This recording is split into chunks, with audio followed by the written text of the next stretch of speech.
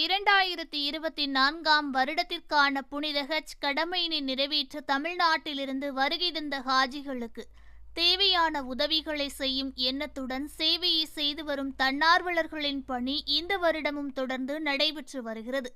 ஜித்தா விமான நிலையத்தில் வந்திறங்கிய ஹாஜிகளை வரவேற்று தேவையான உதவிகளை செய்து வரும் ஜித்தா தமிழ் சங்கம், OICC மற்றும் KMCC ஹஜ் தன்னார்வ சேவையினை புனித ஹஜ் கடமையை நிறைவேற்ற வருகை தரும் ஹாஜிகளை வெகுவாக பாராட்டியுள்ளார்கள்.